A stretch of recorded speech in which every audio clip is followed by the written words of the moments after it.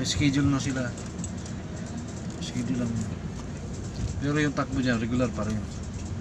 Pagkatapos natin tumakbo, mag-aatid na kami ng Tagaytay. Kasama teacher yun. Teacher kasama, isang teacher lagi kasama na. Tapos estudyante.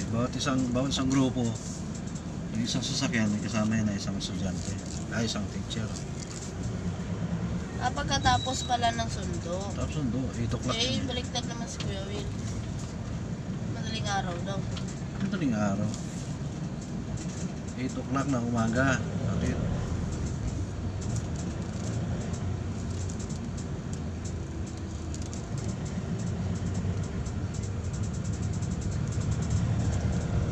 Kaya yung balik, kasang oras lang ang biyahe, 2 oras ang biyahe.